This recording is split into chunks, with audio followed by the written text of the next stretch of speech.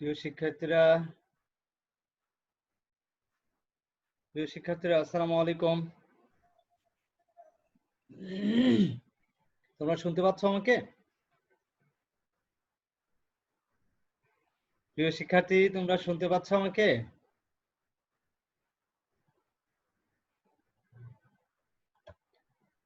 Dear students, আমাকে শুনতে পাচ্ছ? স্যার আসসালামু আলাইকুম। হ্যাঁ, ওয়ালাইকুম আসসালাম। আমাকে শুনতে পাচ্ছ? জি স্যার। ওকে, ভেরি গুড। তো চলো আমরা তাহলে আমাদের ক্লাসের কার্যক্রম শুরু করি আজকে ইনশাআল্লাহ। তো প্রিয় শিক্ষার্থী, আশা করি তোমরা সবাই ভালো আছো। ওকে, তো আমরা আমাদের আজকে অষ্টম ক্লাস শুরু করতে যাচ্ছি তোমাদের সাথে। আমি সাথে আছি Mohammad Badsha Alamgir, associate professor, department of marketing, Dhaka city college. তো প্রিয় শিক্ষার্থীরা, আমি শুরুতেই তোমাদের সাথে আমার আজকের ক্লাসের যে স্লাইডগুলো আছে সেগুলো আমি শেয়ার করতে চাই। তো সেগুলো শেয়ার করার আগে আমি তোমাদেরকে একটু মিউট করে দিই। ওকে,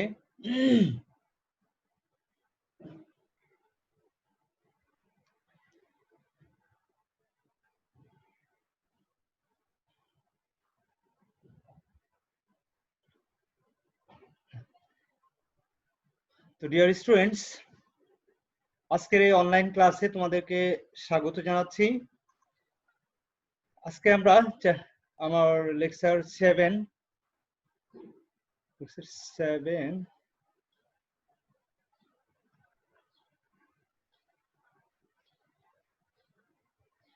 হ্যাঁ, লেকচার 7 সপ্তম অধ্যায়, পাইকারি ও খুচরা ব্যবসা। পাইকারি ও খুচরা ব্যবসায়ের বাকি অংশ নিয়ে আমরা আলোচনা করব ইনশাআল্লাহ।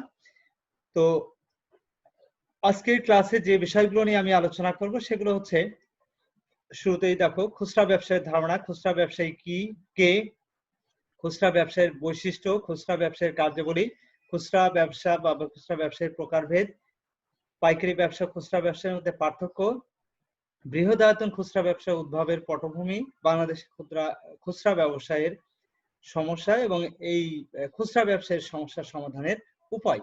তো এই টপিকগুলো নিয়ে মূলত আমি আজকের ক্লাস তোমাদের সাথে আলোচনা করবো ইনশাআল্লাহ। তো প্রিয় শিক্ষার্থীরা, শুরুতেই খুচরা ব্যবসা এর ধারণা। খুচরা ব্যবসা বলতে আমরা আসলে কি বুঝি?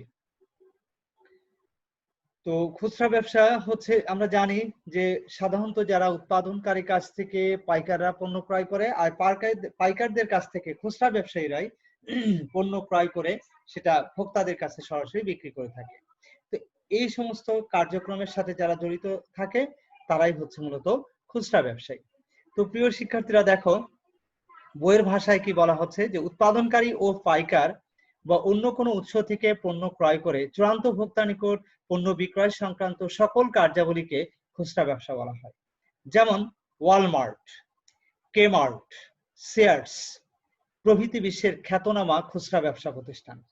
আমাদের দেশেরও যেমন আগোরা, আড়ং, স্টপ অ্যান্ড শপ, স্বপ্ন, এগুলো কিন্তু নামকরা খুচরা ব্যবসা প্রতিষ্ঠান।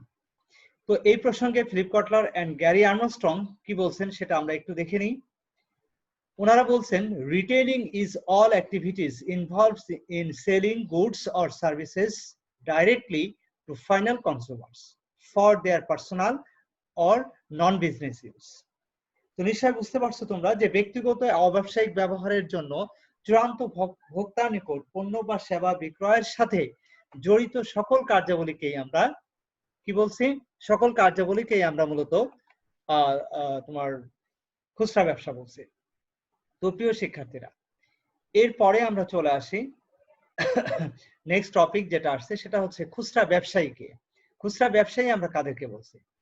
তো যারা এই যে সকল ব্যক্তি বা প্রতিষ্ঠান চূড়ান্ত ভোক্তা বা ব্যবহারকারীদের কাছে তাদের চাহিদা মতো পণ্য বা সেবা সরবরাহ করে থাকে, তাদেরকে আমরা বলছি খুচরা ব্যবসা।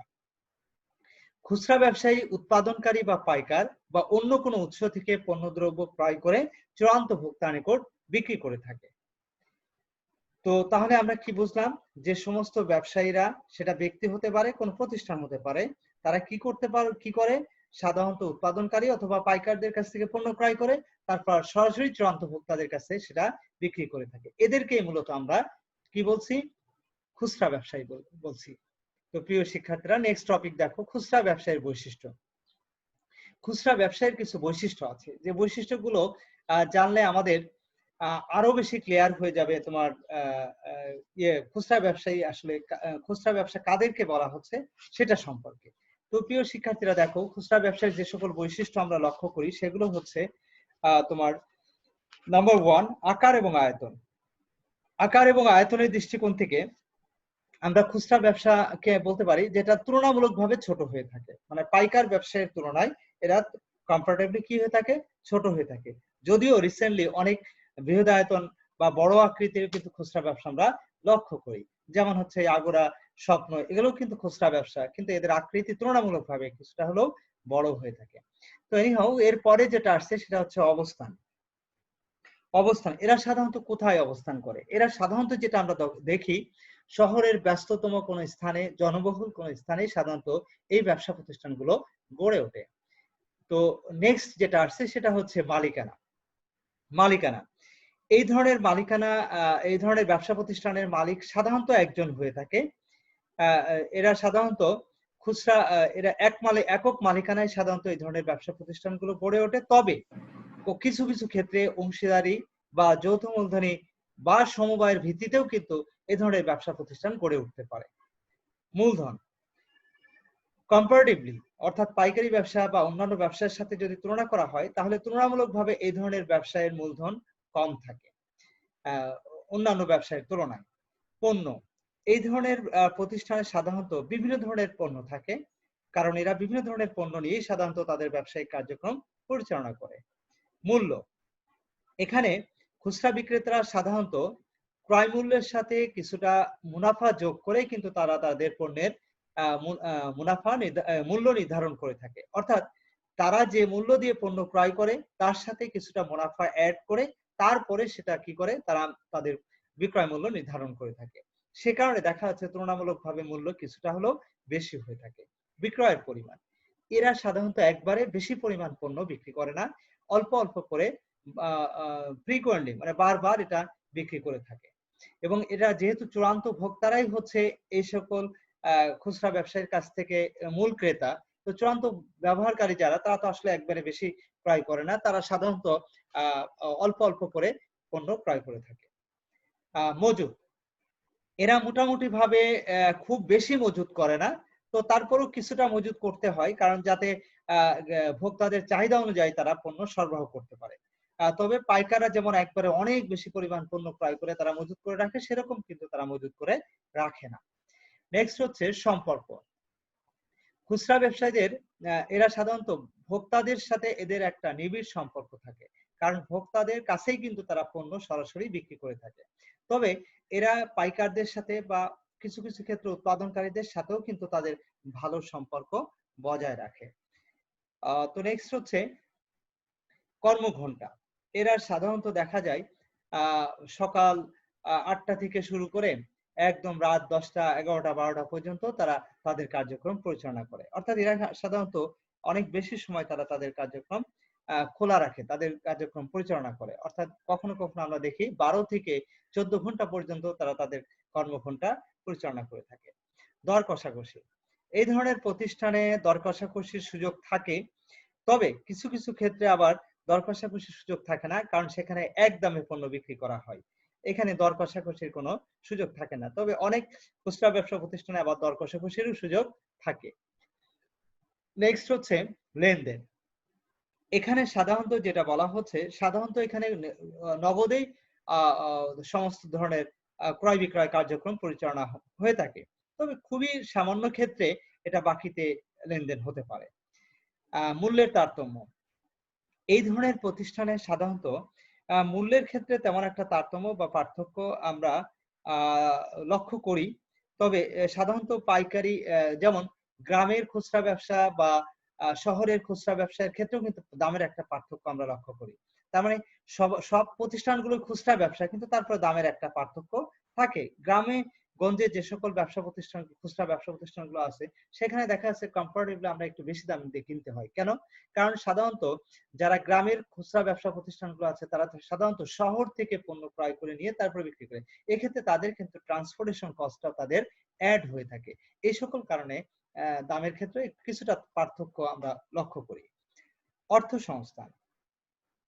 বেশিরভাগ খুচরা ব্যবসা প্রতিষ্ঠানগুলো সাধারণত নিজেরাই নিজেদের অর্থের সংস্থান করে থাকে। তবে কিছু কিছু ক্ষেত্রে তারা ব্যাংক থেকেও লোন নিয়ে থাকে, আবার অনেক ক্ষেত্রে পাইকারদের কাছ থেকে বাকিতেও পণ্য ক্রয় করে তারা বিক্রি করে তারপরে সেটার অর্থ পরিশোধ করে থাকে। এইভাবে তারা অর্থের সংস্থান করে থাকে। ঝুঁকি। খুচরা ব্যবসা প্রতিষ্ঠানে মূলত এখানে পণ্যের যে উঠানামা, খুচরা ব্যবসায়ের ক্ষেত্রে আমরা যেটা দেখি, পণ্যের যে উঠানামা করে, এই উঠানামা জনিত একটা ঝুঁকি সাধারণত তারা বহন করে থাকে। যদি কখনো কোনো কারণে পণ্যের দাম হঠাৎ করে কমে যায়, তাহলে তারা একটা ঝুঁকির মধ্যে পড়ে যায়। কারণ তাদের যদি বেশি দামে পণ্য ক্রয় করা থাকে, তাহলে সেটা তো বিক্রি করার ক্ষেত্রে তাদের একটা ঝুঁকি থাকে। লাস্ট ওয়ান যেটা আসছে সেটা হচ্ছে হিসাব রক্ষণ। অধিকাংশ খুচরা ব্যবসায়ীরা তাদের ট্রেডিশনাল যে হিসাব রক্ষণ নীতি, সেটাই তারা অনুসরণ করে। অর্থাৎ হিসাব রক্ষণ যে পলিসি আছে, যে নীতি আছে, সেটা তারা অধিকাংশ ক্ষেত্রেই মেনটেন করে না। এরা তারা নিজস্ব চিন্তা চেতনা, নিজস্ব ধ্যান ধারণার মাধ্যমেই সাধারণত তাদের ব্যবসায়িক যে হিসাব কার্যক্রম সেটা তারা পরিচালনা করে থাকে। তো প্রিয় শিক্ষার্থীরা, এগুলোই ছিল খুচরা ব্যবসায়ের বৈশিষ্ট্য। এরপরে আমরা চলে আসি খুচরা ব্যবসায়ের কার্যাবলী। খুচরা ব্যবসায়ের বেশ কিছু কার্যাবলী রয়েছে। সেই কার্যাবলীগুলো কি, সেটাকে আমরা এই কার্যাবলীগুলোকে আমরা 4টা দৃষ্টিকোণ থেকে ভাগ করছি।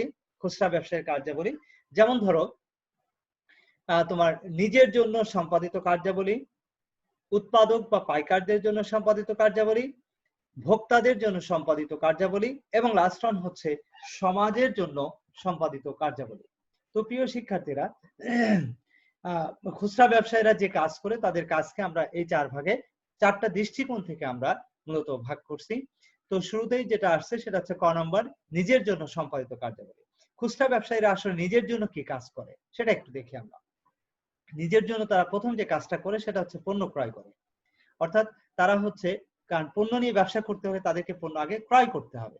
তার মানে হচ্ছে পণ্য যদি তারা ক্রয় না করে, তাহলে ব্যবসা করবে কি দিয়ে? সো তাদেরকে প্রথম কাজ হচ্ছে পণ্য আগে কি করতে হবে? ক্রয় করতে হবে। তো প্রিয় শিক্ষার্থীরা, এর পরে যেটা আসছে সেটা হচ্ছে ঝুঁকি গ্রহণ।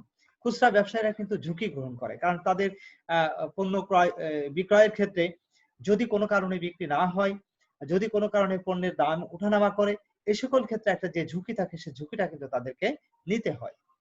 দেন এর পরে যেটা আসছে সেটা হচ্ছে বিজ্ঞাপন। খুচরা ব্যবসায়ীরাও কিন্তু তাদের নিজেদের স্বার্থেই কিন্তু তারা বিজ্ঞাপন প্রদান করে থাকে। অর্থাৎ তারা তাদের স্থানীয় যে সমস্ত লোকজন আছে বা স্থানীয় যে সমস্ত ক্রেতা আছে, তাদেরকে তাদের বিক্রয়কৃত পণ্য সম্পর্কে তাদেরকে অভিহিত করতে হয়। বিভিন্ন ভাবে তারা বিজ্ঞাপন প্রদানের মাধ্যমে তারা ক্রেতাদেরকে আকৃষ্ট করার চেষ্টা করে থাকে। তো এই কাজগুলো তারা নিজেদের জন্যই করে থাকে। মূল্য নির্ধারণ। মূল্য নির্ধারণ একটা গুরুত্বপূর্ণ কাজ, যে কাজটাও কিন্তু খুচরা ব্যবসায়ীরা তারা নিজেদের জন্য এটা নির্ধারণ করে থাকে। কারণ যে মূল্যে ক্রয় করে, তার সাথে কিছুটা মুনাফা যোগ করে তারপর তারা মূল্য নির্ধারণ করে। 5 নম্বর আসছে হিসাব রক্ষণ। 5 নম্বর আসছে কি? হিসাব রক্ষণ। তারা কি করে? হিসাব রক্ষণ, অর্থাৎ তারা তাদের যে সমস্ত পণ্য তারা ক্রয় করে নিয়ে আসছে যত টাকা দিয়ে, তারপরে আবার তারা ফ্রিকোয়েন্টলি তারা পণ্য বিক্রি করছে, বিভিন্ন ক্রেতার নিকট তারা পণ্য বিক্রি করছে, বিশেষ করে তারা চূড়ান্ত ভোক্তাদের কাছে পণ্য বিক্রি করে কি পরিমাণ কত টাকায় বিক্রি করছে, এই বিষয়গুলো কিন্তু তারা কি করে?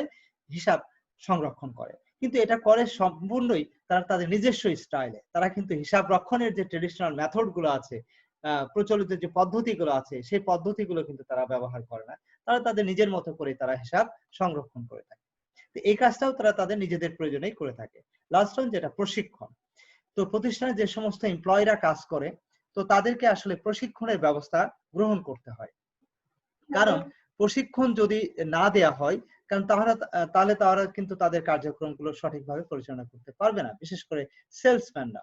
তো সেলসম্যান যারা থাকে, তাদেরকে মূলত ট্রেনিং এর ব্যবস্থা করতে হয়। দেখবে অনেক প্রতিষ্ঠানগুলো যেখানে আসলে বেশি সেলসম্যান থাকে, তাদেরকে কিন্তু পর্যায়ক্রমে ট্রেনিং এর ব্যবস্থা করে। যেমন ধরো তোমার ইসের কথা যদি আমরা বলি, তোমার আড়ং এ যারা কাজ করে, অথবা দেখা যাচ্ছে স্বপ্নে যারা কাজ করে বা আগোরাতে যারা কাজ করে, ওই সমস্ত সেলসম্যান হিসেবে যারা কাজ করে তাদেরকে কিন্তু আগে কিছুদিনের জন্য হলেও ট্রেনিং এর ব্যবস্থা করে, 1 সপ্তাহ 15 দিন অথবা 1 মাস, এভাবে তাদেরকে ট্রেনিং এর মাধ্যমে কিন্তু তাদেরকে দক্ষ করে গড়ে তুলে তারপর কিন্তু তাদেরকে কাজে যোগদান করার সুযোগ দেওয়া হয়।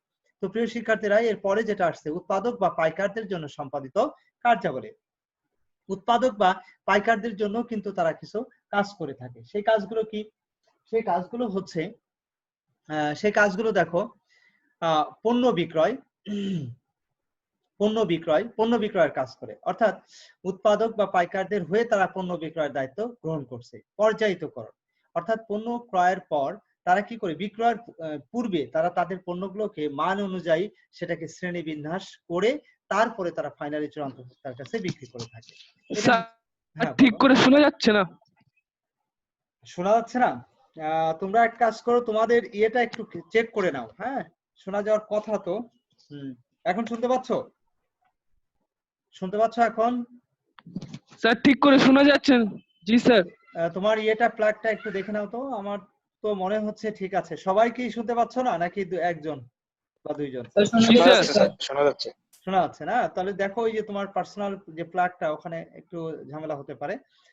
হ্যাঁ, একটু খেয়াল করো। উৎপাদক বা পাইকারদের হয়ে যে সমস্ত কার্যাবলীগুলো সম্পূর্ণ করে খুচরা ব্যবসায়ীরা, সেগুলো হচ্ছে 1 নম্বর বললাম পণ্য বিক্রয়, 2 নম্বর হচ্ছে পর্যায়িতকরণ, অর্থাৎ মান অনুযায়ী পণ্যগুলোকে সাজিয়ে তারপর সেটা বিক্রি করা। বিভাজন মানে ভাগ করা। উৎপাদনকারীদের কাছ থেকে বা পাইকারদের কাছ থেকে পণ্য ক্রয় করে সেগুলোকে তারা সে সুন্দর মতো ভাগ করে। হ্যাঁ, যেমন কেউ বেশি পরিমাণ পণ্য ক্রয় করে, কেউ অল্প পরিমাণ পণ্য ক্রয় করে। যাই হোক, এটা তাদের বিক্রয়ের সুবিধার্থে পণ্যগুলোকে আলাদা আলাদা ভাগে ভাগ করে নেয়, মান অনুযায়ী ভাগ করে নেয়। তো এইভাবে। এরপরে আসছে পরিবহন। কি বলে, খুচরা ব্যবসায়ীরা সাধারণত উৎপাদনকারী বা পাইকারদের কাছ থেকে তারা নিজস্ব পরিবহনের মাধ্যমে পণ্য তারা ক্রয় করে নিয়ে আসে।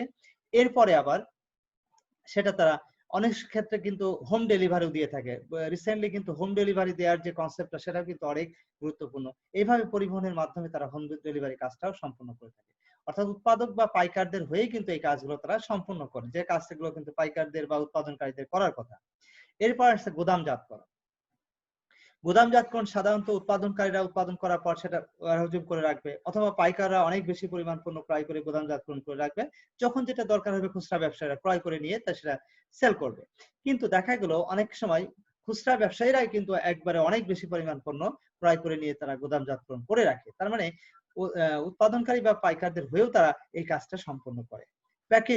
প্যাকেজিং এর কাজটাও কিন্তু তারা সম্পন্ন করে উৎপাদন বা পাইকারদের হয়ে। অর্থ সংস্থান।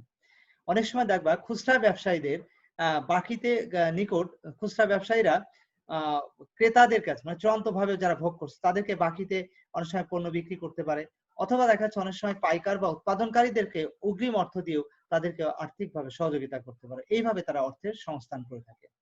এরপরে চলে আসো ঝুঁকি হ্রাস। ঝুঁকি হ্রাসের ক্ষেত্রে বলা হচ্ছে, ঝুঁকি হ্রাসটা কি? ঝুঁকি পাইকারদের বা উৎপাদনকারীদের যে পণ্য বিক্রি করার পর সেটা বিক্রি হবে কিনা, এ ধরনের যে একটা ঝুঁকি থাকে, সেই ঝুঁকিটা সাধারণত তারা হ্রাস করে থাকে। তো প্রিয় শিক্ষার্থীরা, এরপরে চলে আসো বাজার সম্প্রসারণ। বাজার সম্প্রসারণ মানে হচ্ছে ক্রেতার সংখ্যা বৃদ্ধি করা। বাজার মানেই হচ্ছে ক্রেতা, এটা আমরা ইতিমধ্যে শিখেছি যে বাজার সম্প্রসারণ অর্থাৎ ক্রেতার সংখ্যা বৃদ্ধি করার জন্য তারা খুচরা ব্যবসায়ীরা সর্বোচ্চ চেষ্টা করে থাকে। এরপরে লাস্ট ওয়ান যেটা আসছে তথ্য সরবরাহ।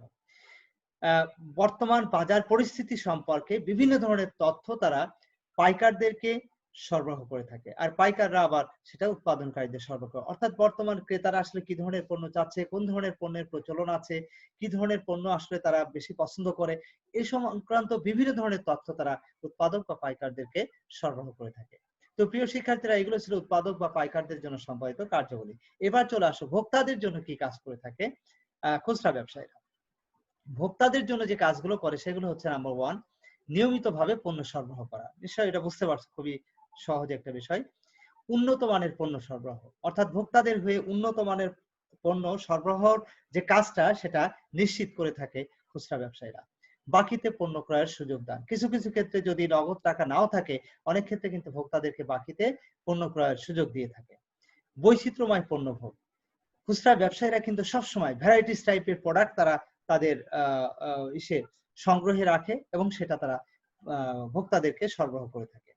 পণ্যের সহজ প্রাপ্তি, ভোক্তারা যাতে সহজেই পণ্য পায় সেটা নিশ্চিত করে থাকে, অর্থাৎ ভোক্তারা যাতে সহজে সবসময় পণ্য পায় এই বিষয়টা তারা নিশ্চিত করে থাকে।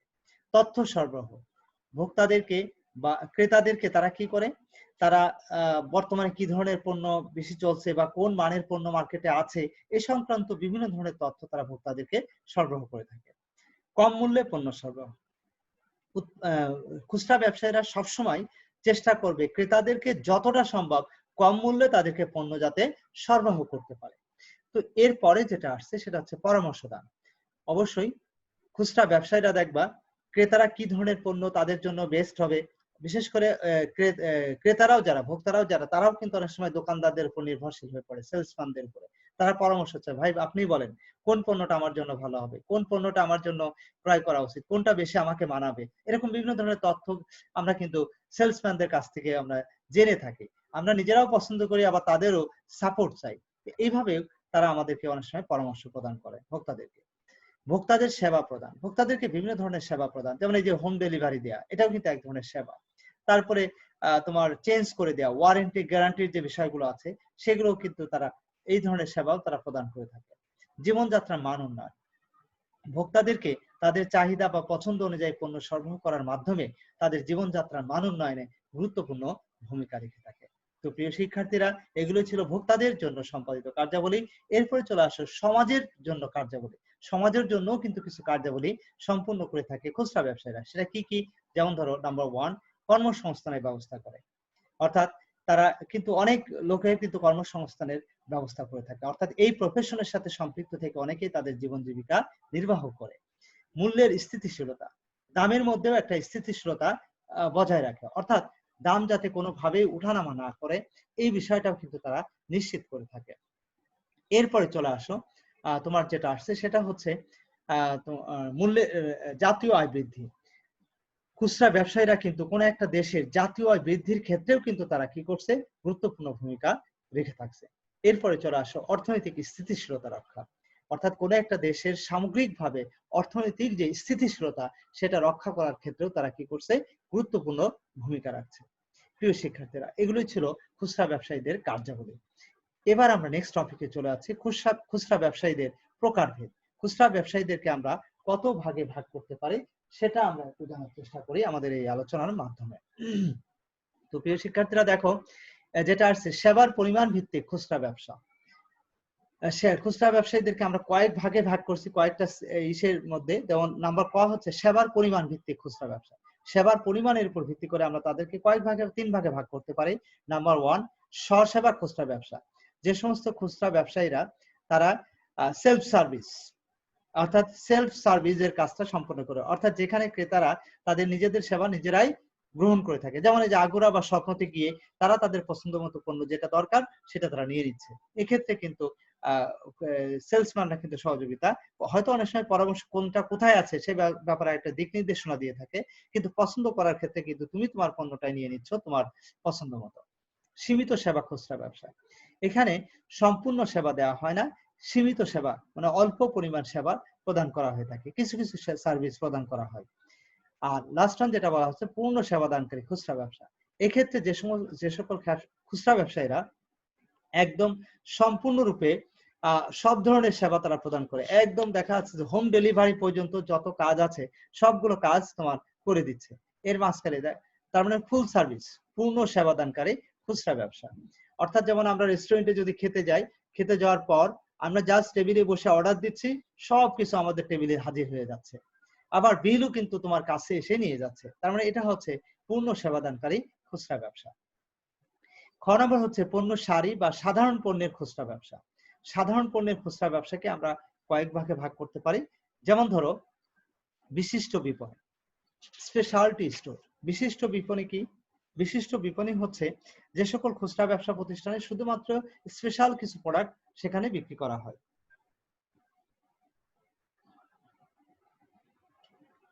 প্রিয় শিক্ষার্থীরা, যেমন ধরো বাটার জুতা, অ্যাপেক্সের শু, এগুলোতে শুধুমাত্র বাটা কোম্পানির শুই কিন্তু তারা সেল করে থাকে, বা জুতাই শুধুমাত্র সেল করে থাকে।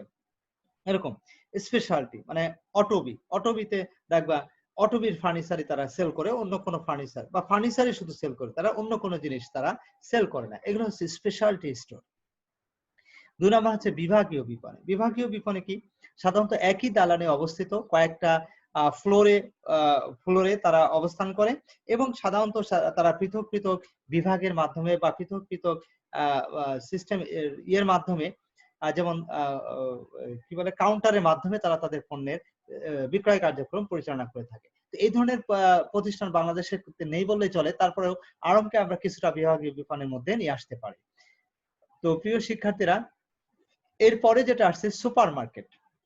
সুপার মার্কেট হচ্ছে যে সকল বৃহদায়তন ব্যবসা প্রতিষ্ঠানের স্বসেবা প্রক্রিয়ায় কম খরচ এবং কম লাভে খাদ্য জাতীয় দ্রব্য সামগ্রীর পাশাপাশি অন্যান্য সামগ্রীও বিক্রি করা হয়, সেগুলোকে সাধারণত আমরা সুপার মার্কেট বলে থাকি। এরপরে চলে আসো তোমার সুবিধা স্টোর, কনভেনিয়েন্স স্টোর। সুবিধা স্টোর কাকে বলে দেখো? যে সকল ছোট ছোট খুচরা ব্যবসা প্রতিষ্ঠান সমূহে সীমিত পণ্য সারি উচ্চ মুনাফা সম্পন্ন পণ্য বিক্রি করা হয়, যেমন হচ্ছে ফ্যামিলি মার্ট, হ্যাঁ, তারপরে স্টপ এন্ড গো, এই জাতীয় খুচরা প্রতিষ্ঠানগুলো সাধারণত কনভেনিয়েন্স স্টোর নামে পরিচিত। তারপরে 5 নম্বর আসছে সুপার স্টোর। সুপার স্টোর কাদেরকে বলছি আমরা দেখো? যে সকল বৃহদায়তন খুচরা ব্যবসা প্রতিষ্ঠান আয়তনে সুপার মার্কেটের চেয়েও বড় হয় এবং বৈচিত্র্যময় খাদ্যদ্রব্য এবং খাদ্য বহির্ভূত অন্যান্য ব্যবহার্য পণ্যও কিন্তু সেখানে পাওয়া যায়। এই সকল প্রতিষ্ঠানকে আমরা সাধারণত সুপার স্টোর বলে থাকছি আর কি। যেমন হচ্ছে ওয়ালমার্ট, কে মার্ট, হ্যাঁ, এগুলো ওয়ার্ল্ড ওয়াইড বিখ্যাত আর কি মার্কেট, এগুলোকে আমরা সাধারণত তোমার কি বলছি? সুপার স্টোর বলছি। এরপরে ক্যাটাগরি কিলার হচ্ছে ওই সকল বিশেষায়িত খুচরা ব্যবসা প্রতিষ্ঠান যেখানে পণ্য সারি বিপুল পণ্য সম্ভার থাকবে এবং দক্ষ বিক্রয় কর্মী থাকবে, ক্রেতাদের বিভিন্ন ভাবে তারা সহায়তা করে, এদেরকে মূলত আমরা ক্যাটাগরি কিলার বলে থাকছি। খেলনা, ইলেকট্রনিক দ্রব্য সামগ্রী, পার্টি পণ্য, এগুলোই সাধারণত এই ধরনের প্রতিষ্ঠানে বিক্রি করা হয়। হাইপার মার্কেট কাদেরকে বলছি আমরা? যে সকল বৃহদায়তন খুচরা ব্যবসা প্রতিষ্ঠানের মাধ্যমে খাদ্য সামগ্রীর পাশাপাশি অন্যান্য সামগ্রীও ডিসকাউন্টে বিক্রি করা হয় এবং যে সকল প্রতিষ্ঠান এই সকল প্রতিষ্ঠানকে সাধারণত আমরা হাইপার মার্কেট বলে থাকি। যেমন হচ্ছে স্পোর্ট মার্ট, হ্যাঁ, এটা একটা জোন, হ্যাঁ, ক্রোমা, হ্যাঁ, এই টাইপের আর কি ওয়ার্ল্ড ওয়াইড ব্যাপী আসলে খুচরা ব্যবসা প্রতিষ্ঠান হাইপার মার্কেট। এরপরে সেবা দানকারী খুচরা ব্যবসা। কিছু প্রতিষ্ঠান আছে যারা আসলে সেবার সাথে সম্পৃক্ত, যেমন হচ্ছে ব্যাংক, এয়ারলাইন্স, শিক্ষা প্রতিষ্ঠান, হাসপাতাল, হ্যাঁ, এগুলো সব হচ্ছে সেবা দানকারী খুচরা ব্যবসা প্রতিষ্ঠান। তো প্রিয় শিক্ষার্থীরা, এরপরে চলে আসো নেক্সট। স্যার ক্যাটাগরি কিলারটা স্যার আরেকবার বুঝিয়ে দেন। আচ্ছা, ক্যাটাগরি কিলার না, ক্যাটাগরি কিলার হচ্ছে এক ধরনের বিশেষায়িত খুচরা ব্যবসা প্রতিষ্ঠান যারা সাধারণত বিপুল পরিমাণ পণ্য সম্ভার নিয়ে তারা তাদের ব্যবসায়িক কার্যক্রম পরিচালনা করে এবং এখানে সাধারণত দক্ষ বিক্রয় কর্মীদের দিয়েই কিন্তু তাদের ব্যবসায়িক কার্যক্রম পরিচালনা করে থাকে। ঠিক আছে? তো এদেরকে মূলত আমরা ক্যাটাগরি কিলার বলে থাকি। এরা সাধারণত যেটা করে যে তাদের সমজাতীয় এই টাইপের যারা প্রতিষ্ঠান আছে তারা সাধারণত তাদের সাথে পারে না দামের দিক থেকে বা পণ্য সামগ্রীর দিক থেকে, তারা বরং অন্যান্য ব্যবসা প্রতিষ্ঠানকে ক্লিয়ার করে আর কি, ডিল করে, মানে তারা তাদের এত সুবিধা দেয় যে অন্য কোনো প্রতিষ্ঠানে আসলে তারা এই তাদের যে ক্রেতা আছে তারা সাধারণত অন্য কোনো প্রতিষ্ঠানে আর যায় না, তাদের কাছে চলে আসে। তো এই ধরনের প্রতিষ্ঠানকে আমরা সাধারণত ক্যাটাগরি কিলার বলছি। এটা হচ্ছে যেমন স্পোর্ট মার্ট নামে ওয়ার্ল্ড ওয়াইড আর কি কিছু, হোম ডিপোর্ট, জোন, হ্যাঁ, এই টাইপের আর কি প্রতিষ্ঠানগুলোকে আমরা সাধারণত ক্যাটাগরি কিলার বলে থাকি। তো প্রিয় শিক্ষার্থীরা, এরপরে আসছে গ নাম্বার, দেখো আপেক্ষিক বা তুলনামূলক খুচরা ব্যবসা। হ্যাঁ, তুলনামূলক খুচরা ব্যবসাটা কি? দেখো ডিসকাউন্ট স্টোর, 1 নম্বর হচ্ছে ডিসকাউন্ট স্টোর। এখানে সাধারণত ডিসকাউন্টে পণ্য বিক্রি করা হয়, সারা বছর ধরে দেখা যাচ্ছে সেখানে ডিসকাউন্টে পণ্য বিক্রি করা হয়। 2 নম্বর হচ্ছে মূল্য হ্রাস খুচরা ব্যবসা। তো মূল্য হ্রাস খুচরা ব্যবসা হচ্ছে এরা সাধারণত মাঝে মধ্যে, সব সময় না, মাঝে মধ্যে তারা বিভিন্ন সময় অফার দেয়, বিভিন্ন অফারের মাধ্যমে তারা তাদের পণ্য বিক্রি করে থাকে। তো এই ধরনের প্রতিষ্ঠানগুলো 3 ধরনের হতে পারে। যেমন স্বাধীন মূল্য হ্রাস খুচরা ব্যবসা, এরা স্বাধীনভাবে কিন্তু তাদের কার্যক্রম পরিচালনা করে থাকে, এরা অন্যের উপর ডিপেন্ডেবল না। এরপরে বি নাম্বার হচ্ছে ফ্যাক্টরি আউটলেট। অনেক সময় দেখবা বিভিন্ন ফ্যাক্টরি পাশে যেখানে পণ্য উৎপাদন করা হয় সেখানে তাদের নিজস্ব একটা আউটলেট থাকে, সেখানে অফ প্রাইসে পণ্য বিক্রি করা হয়। কিভাবে? যেমন ধরো বাটা যেখানে উৎপাদন করা হয় টঙ্গীতে, তার পাশে দেখবা একটা আউটলেট আছে যেখানে তারা ডিসকাউন্টে পণ্য বিক্রি করে থাকে। এটাকে বলা হয় ফ্যাক্টরি আউটলেট। মানে ওই ডিফেক্ট পণ্যগুলো বা যে কোনো ধরনের ত্রুটিযুক্ত পণ্যগুলো সাধারণত সেখানে বিক্রি করে থাকে। নেক্সট আসছে তোমার warehouse club. Warehouse ক্লাবের মাধ্যমে কিন্তু তারা তাদের পণ্য বিক্রি করে থাকে। ওয়্যার হাউস ক্লাবটা হচ্ছে যে সকল মূল্য হ্রাস খুচরা ব্যবসা প্রতিষ্ঠান তার সদস্যদেরকে একটি বিশেষ হারে কমিশন প্রদান করে থাকে। অর্থাৎ যারা এর সদস্য থাকবে, ওই যে দেখবা লাইভ মানে মেম্বার করে নেয় আর কি, হ্যাঁ, তাদেরকে মেম্বার করে নিয়ে তাদেরকে একটা বিশেষ সুবিধা সবসময় প্রদান করে থাকে। এদেরকে আমরা বলছি ওয়্যার হাউস ক্লাব। মালিকানা বা সংগঠনের ভিত্তিতে খুচরা ব্যবসা। মালিকানা বা সংগঠনের ভিত্তিতেও খুচরা ব্যবসাকে আমরা কয়েক ভাগে ভাগ করতে পারি, যেমন চেইন স্টোর।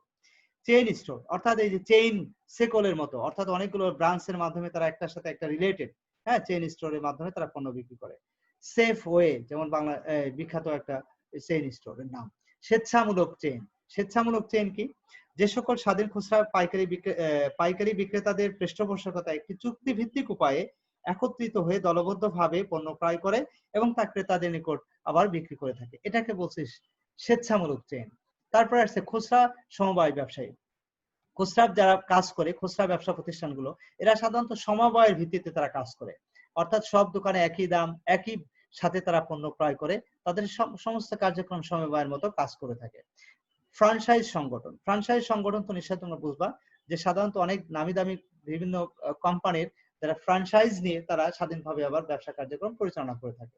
যেমন হচ্ছে বাংলাদেশে কেএফসি, হ্যাঁ, তারা এটা একটা বিদেশি প্রতিষ্ঠান কিন্তু বাংলাদেশে এদের ব্যবসায়িক কার্যক্রম পরিচালনা করছে ফ্রাঞ্চাইজের মাধ্যমে। এরপরে চলে হচ্ছে ব্যবসা একত্রীকরণ, কংগ্লোমারেট আর কি। ব্যবসা একত্রীকরণ তার মানে কিছু কিছু ব্যবসা প্রতিষ্ঠান আছে একসাথে হয়ে যায় আর কি, বুঝতে পারছেন? একসাথে হয়ে তারা তাদের ব্যবসায়িক কার্যক্রম পরিচালনা করে, অর্থাৎ বিভিন্ন ধরনের খুচরা ব্যবসা প্রতিষ্ঠান কেন্দ্রীয় মালিকানার ভিত্তিতে একত্রিত হয়ে বন্টন বা ব্যবস্থাপনা কাজ সম্পূর্ণ করে থাকে। এরপরে চলে আসো বহু শাখা বিপণী। বহু শাখা বিপণী নিশ্চয় বুঝতে পারছো, যেমন হচ্ছে বাংলাদেশে বাটা শু কোম্পানি, হ্যাঁ, মন্নু সিরামিক্স, সাধনা ঔষধালয়, এইগুলো সাধারণত বিভিন্ন শাখা প্রতিষ্ঠা করার মাধ্যমে তারা তাদের ব্যবসায়িক কার্যক্রম পরিচালনা করে থাকে। লাস্ট ওয়ান যেটা আসছে নন স্টোর রিটেইলিং, অর্থাৎ বিপণী বিহীন খুচরা ব্যবসা, মানে এগুলোর কোনো স্টোর নাই, দোকান নাই, কিন্তু তারপরেও তারা ব্যবসায়িক কার্যক্রম পরিচালনা করে। যেমন ধরো ইলেকট্রনিক খুচরা ব্যবসায়ী, ই রিটেইলিং বা ইন্টারনেট খুচরা ব্যবসায়ী, এদের কোনো স্টোর নাই কিন্তু তারপরেও তারা তাদের খুচরা ব্যবসা কার্যক্রম পরিচালনা করছে। ক্যাটালগ বা প্রত্যক্ষ ডাক খুচরা ব্যবসা। দেখো ক্যাটালগ বা খুচরা ব্যবসা এটা হচ্ছে ক্যাটালগ প্রদান করে ইমেলের মাধ্যমে বা বিভিন্ন ভাবে ক্রেতাদেরকে ক্যাটালগ প্রদান করে এবং তারা অর্ডার গ্রহণ করে তারপর তারা পণ্য ডেলিভারি দেয়। বিনিময় হচ্ছে প্রত্যক্ষ ডাক খুচরা ব্যবসা। এরা হচ্ছে সরাসরি ডাকের মাধ্যমে, সরাসরি একদম ডাকের মাধ্যমে, অর্থাৎ মেইল মানে চিঠি আদান প্রদানের মতো আর কি, তাদের কাছে এটা পাঠায়, তথ্য পাঠায়, পণ্য সম্পর্কে জানায়, তারপর যদি তারা পছন্দ করে অর্ডার দেয়, অর্ডার অনুযায়ী তারা আবার এই মেইলের মাধ্যমে সেটা সরবরাহ করে থাকে। 3 নম্বর হচ্ছে প্রত্যক্ষ বিক্রয়, মানে সরাসরি বিক্রয়। এটা তো নিশ্চয়ই বুঝতে পারছো, সরাসরি বিক্রেতাদের কাছে পণ্য বিক্রি করে থাকে, হোম ডেলিভারি দেওয়ার মতো বিষয়টা আর কি। আচ্ছা, এরপরে চলে আসো টেলিভিশন হোম শপিং। দেখো টেলিভিশন হোম শপিং, আমরা অনেক সময় দেখবো টেলিভিশনে লাইভ কিছু কাজ করে, অনেকে বলে যে এই মুহূর্তে অর্ডার দিলে 50% ডিসকাউন্ট বা মাত্র দাম হচ্ছে এত, এরকম বিভিন্ন ভাবে তারা কাজ করে। যেমন হচ্ছে কেবল চ্যানেল টেলিভিশন শপিং, প্রামাণ্য চিত্রের মাধ্যমে তারা বিক্রি করে। প্রত্যক্ষ সাড়া বিজ্ঞাপন, অর্থাৎ বিজ্ঞাপন দেওয়ার পর সাথে সাথে রেসপন্সটা কেমন সেটা তারা জানে, তারপর সেই অনুযায়ী তারা পণ্যের ডেলিভারি দিয়ে থাকে। স্বয়ংক্রিয় বিক্রয় মেশিন, অটোমেটিক ভেন্ডিং মেশিন, এটা তো তোমরা জানো, যেমন যে এটিএম বুথে আমরা কার্ডের মাধ্যমে টাকা উঠাচ্ছি মেশিনের মাধ্যমে। টেলিমার্কেটিং, অর্থাৎ টেলিফোনের মাধ্যমে অর্ডার গ্রহণ করে তারপর সেই অনুযায়ী পণ্য ডেলিভারি দেওয়া। অনলাইন খুচরা ব্যবসা, এটাও তোমরা বুঝতে পারছো, একদম সম্পূর্ণ ইন্টারনেটের মাধ্যমে সহযোগিতা নিয়ে বর্তমানে এটা কিন্তু খুবই বহুল প্রচলিত একটা খুচরা ব্যবসা প্রতিষ্ঠান, খুচরা ব্যবসা, অনলাইন খুচরা ব্যবসা। তো প্রিয় শিক্ষার্থীরা, এগুলোই ছিল খুচরা ব্যবসার প্রকারভেদ। এরপরে যেটা আসছে খুচরা ব্যবসা এবং পাইকারি ব্যবসার মধ্যে পার্থক্য কি, খুব সংক্ষেপে আমরা বলবো, কারণ আমাদের সময় প্রায় শেষের দিকে চলে আসছে। তো প্রিয় শিক্ষার্থীরা, অল্প কয়েকটা টপিক আছে, কিছু হোমওয়ার্কও দেওয়া আছে, যদি টাইম শেষ হয়ে যায় তোমরা এটা দেখে নিবে, স্লাইডটা দেখলে তোমরা বুঝতে পারবে আর কি। হ্যাঁ, এটা তোমাদের পিডিএফ ফরম্যাটে তোমাদের ইয়েটা দেওয়া আছে, কন্টেন্ট গুলো তোমরা একটু দেখে নিতে পারবে। আচ্ছা, সংজ্ঞা দেখো, পাইকারি ব্যবসা কাকে বলে, খুচরা ব্যবসা কাকে বলে, সেটা আমরা একটু আগে দেখেছি, আবার একটু দেখে যাই। যে পাইকারি ব্যবসা হচ্ছে ওই সমস্ত খুচরা বিপণন কার্যাবলী যার মাধ্যমে কোনো বিক্রেতা বা ব্যবসায়িক ব্যবহারকারী বা শিল্প উৎপাদনকারী নিকট পণ্য বিক্রি করা হয়। আর খুচরা ব্যবসা হচ্ছে সরাসরি উৎপাদনকারীর কাছ থেকে বা পাইকারদের কাছ থেকে ক্রয় করে সরাসরি চূড়ান্ত ভোক্তাদের কাছে পণ্য বিক্রি করা হয়। পার্থক্যগুলো খুবই ইজি, তোমরা এটা বাসায় পড়ে নিবে। নেক্সট হচ্ছে বৃহদায়তন খুচরা ব্যবসা উদ্ভাবের পটভূমি। বৃহদায়তন খুচরা ব্যবসা প্রতিষ্ঠান আসলে কেন গড়ে উঠছে তার অনেকগুলো কারণ আছে, সেই কারণগুলো আমরা এখন একটু জানার চেষ্টা করব। নাম্বার 1 হচ্ছে দক্ষ ব্যবস্থাপনা। দেখো, দক্ষ ব্যবস্থাপনার প্রয়োজনেই কিন্তু এই বৃহদায়তন খুচরা ব্যবসা প্রতিষ্ঠান গড়ে উঠছে। বৃহদায়তন বলতে আমরা এটা বোঝাচ্ছি যেমন স্বপ্ন, আগোরা, আড়ং, এরা কিন্তু বৃহদায়তন খুচরা ব্যবসা প্রতিষ্ঠান। মানে এদের আয়তন অনেক বড়, কিন্তু এরা বেসিক্যালি খুচরা ব্যবসা প্রতিষ্ঠান। তো এরা দক্ষ ব্যবস্থাপনার প্রয়োজন হয়, সে কারণে কিন্তু এই ধরনের প্রতিষ্ঠানগুলো গড়ে ওঠে। বৈচিত্র্যময় পণ্য, এরা সাধারণত ভ্যারাইটিস টাইপের প্রোডাক্ট কাস্টমারদের সামনে উপস্থাপন করতে পারে। দক্ষ বিক্রয় কর্মী, দক্ষ বিক্রয় কর্মীর এখানে প্রয়োজন হয়। তারপরে পর্যাপ্ত মূলধনের প্রয়োজন হয়। তারপরে উন্নত সেবা প্রয়োজন, উন্নত মানের সেবা প্রদান করা সম্ভব হয়। ক্রেতাদের সন্তুষ্টি বিধান করা সম্ভব হয়। বাজার সম্প্রসারণ, অর্থাৎ এর ফলে এই ধরনের প্রতিষ্ঠানের মাধ্যমে কিন্তু সহজেই বেশি বেশি ক্রেতাদের কাছে পণ্য বিক্রি করা সম্ভব হয়। এর মাধ্যমে কিন্তু বাজার সম্প্রসারিত হয়। এরপরে তোমার চলে আসছে মূল্যের স্থিতিশীলতা, অর্থাৎ কোন প্রতিষ্ঠানের যে দাম, সেই দামের মধ্যেও কিন্তু একটা স্থিতিশীলতা বজায় রাখা সম্ভব হয়। এরপরে চলে আসো তোমার কি বিপণীবিহীন খুচরা ব্যবসা, অর্থাৎ অনেক প্রতিষ্ঠান আছে যারা বিপণীবিহীন, কোনো দোকান নাই, কিন্তু তারপরেও কিন্তু তারা তাদের কার্যক্রম, ব্যবসায়িক কার্যক্রম চালাতে পারছে, যেমন অনলাইন বিজনেস। ক্রেতাদের মিলন মেলা, এই ধরনের প্রতিষ্ঠানগুলো অনেক সময় ক্রেতাদের মিলন মেলা হয়। দেখবা আগোরা, স্বপ্ন, এগুলোতে গেলে অনেক ক্রেতাদের সাথে, অনেক পরিচিত অপরিচিত অনেকের সাথে দেখা হয়ে যায়। এটাও এক ধরনের ক্রেতাদের মিলন মেলাও বলা যায়। তো এই সকল প্রেক্ষাপটে সাধারণত বৃহদায়তন খুচরা ব্যবসা প্রতিষ্ঠানগুলো গড়ে উঠছে। বাংলাদেশের খুচরা ব্যবসায়ের সমস্যা, বাংলাদেশের খুচরা ব্যবসায়ের বেশ কিছু প্রবলেম আছে, সেই প্রবলেমগুলো আমরা একটু আইডেন্টিফাই করার চেষ্টা করি। প্রিয় শিক্ষার্থীরা, দেখো, মূলধনের অভাব, মূলধনের যথেষ্ট অভাব আছে, আধুনিক কৌশলের অভাব আছে, নিম্নমানের পণ্য বিক্রি করে। তারপরে নিম্নমানের পণ্য সাধারণত বিক্রি করা হয় এখানে। মূল্যের মধ্যে তারতম্য লক্ষ্য করি, প্রশিক্ষণের অভাব, প্রতিযোগিতার অভাব, তারপরে বাজার তথ্যের অভাব, সঠিক বাজার তথ্য আমরা পাই না অনেক সময়, পরিবহন সমস্যা, দর কষাকষি, কৃত্রিম সংকট সৃষ্টি, তারপরে ত্রুটিপূর্ণ হিসাব রক্ষণ ব্যবস্থা, ত্রুটিপূর্ণ ওজন এবং পরিমাপ ব্যবস্থা। এই সকল কারণে সাধারণত বাংলাদেশের খুচরা ব্যবসাগুলো মানে তাদের ইয়েটাকে বেশি আর মানে ব্যাপক হারে এটা তার সম্প্রসারিত করতে পারছে না। তো আমরা এই সমস্যাগুলো যদি সমাধান করতে পারি, তাহলে এটা অনেকটাই ওভারকাম করতে পারবো ইনশাআল্লাহ। দেখো, বাংলাদেশের খুচরা ব্যবসার সমস্যা সমাধানের উপায়, সেই উপায়গুলো আমরা একটু জানার চেষ্টা করি। কি কি উপায় আছে? যেমন নাম্বার 1, মূলধন সরবরাহ। এই যে মূলধনের যে ঘাটতি আছে, সেটা যদি আমরা যথেষ্ট পরিমাণ সরবরাহ করতে পারি, তাহলে ওভারকাম হয়ে যাবে। তারপরে আধুনিক কলা কৌশল প্রয়োগ করতে, যদি আমরা আমাদের ব্যবসা প্রতিষ্ঠানে আধুনিক কলা কৌশল প্রয়োগ করি, তাহলে আমরা আমাদের কার্যক্রম সুন্দরভাবে খুচরা ব্যবসা প্রতিষ্ঠান আমরা পরিচালনা করতে পারবো। পণ্যের মাত্রা, পণ্যের মান উন্নয়ন, এটা মান উন্নয়ন হবে, পণ্যের মান আমরা উন্নয়ন করতে পারবো। মূল্যের সাদৃশ্যতা যদি আমরা করি, অর্থাৎ প্রত্যেকটা পণ্যের সাথে একটা মিল রেখে যদি আমরা পণ্য উৎপাদন করি, তাহলে কিন্তু এই সমস্যার সমাধান হয়ে যাবে। প্রশিক্ষণের ব্যবস্থা করতে হবে, অর্থাৎ যারা এই বিক্রয় কাজ বা উৎপাদনের কাজে জড়িত থাকবে, তাদেরকে প্রশিক্ষণের ব্যবস্থা করতে হবে। বাজার তথ্য ব্যবস্থার উন্নয়ন, অর্থাৎ এক্ষেত্রে বাজার তথ্য প্রত্যেকটা পক্ষকে যেন পর্যাপ্ত পরিমাণ বাজার তথ্য তারা পেতে পারে, সেই ব্যবস্থা গ্রহণ করতে হবে। পরিবহন ব্যবস্থার উন্নয়ন ঘটাতে হবে। মূল্য তালিকা প্রদর্শন করতে হবে, অর্থাৎ ক্রেতাদের মূল্য তালিকা প্রদর্শন করতে হবে, যার উপর ভিত্তি করে তারা যেন পণ্য ক্রয়ের ব্যাপারে সিদ্ধান্ত গ্রহণ করতে পারে। সুষ্ঠু হিসাব রক্ষণ ব্যবস্থা মেনটেন করতে হবে। সঠিক ওজন ও পরিমাপ পদ্ধতি চালু রাখতে হবে বা এটা গ্রহণ করতে হবে। পর্যাপ্ত বিক্রয় কেন্দ্র স্থাপন করতে হবে। তো এই কাজগুলো যদি আমরা সঠিকভাবে সম্পন্ন করি, তাহলে খুচরা ব্যবসায়ের যে সমস্যাগুলো আছে, সেগুলো আমরা অনেকটাই সমাধান করতে পারবো। প্রিয় শিক্ষার্থীরা, এরপরে দেখো, তোমাদের বাসার কাজ চলে আসছে। জ্ঞানমূলক প্রশ্ন কিছু দিয়েছি তোমাদের, আমার বইয়ের মধ্যে অনেকগুলো জ্ঞানমূলক প্রশ্ন আছে, সেখান থেকে বাছাই করে যেগুলো দিয়েছি, এগুলো তোমরা বাসায় মোটামুটি পড়ার চেষ্টা করবা। এগুলো যদি পড়ে ফেলো, কারণ এগুলো বইয়ের মধ্যেই সব আছে, কারণ বই থেকেই তোমরা এটা শিখতে পারবে ইনশাআল্লাহ। এরপরে যেটা আসছে সেটা হচ্ছে অনুধাবনমূলক প্রশ্ন। এটাও তোমাদের জন্য বাসার কাজ থাকবে। এই অধ্যায় থেকে খুবই অল্প পরিমাণ অনুধাবনমূলক প্রশ্ন দিয়েছি। এটা যদি তোমরা প্র্যাকটিস করো, তাহলে আশা করি ইনশাআল্লাহ তোমরা, এটা বিভিন্ন বোর্ডে আসছে এই প্রশ্নগুলো, যেটা তোমরা যদি প্র্যাকটিস করো, তাহলে ইনশাআল্লাহ পরীক্ষাতেও ভালো করতে পারবে আশা করি। পাশাপাশি তোমরা যেটা করবে সেটা হচ্ছে সিকিউ। যে কোশ্চেন গুলো আছে, সৃজনশীল যে প্রশ্নগুলো আছে বইয়ের মধ্যে, সেই প্রশ্নগুলো কিন্তু তোমরা ইয়ে করতে থাকবে, প্র্যাকটিস করতে থাকবে। হ্যাঁ, যদি এটা প্র্যাকটিস করতে থাকো তাহলে দেখবা ইনশাল্লাহ তোমরা ইনশাল্লাহ ভালো রেজাল্ট করতে সক্ষম হবে। আশা করি তোমরা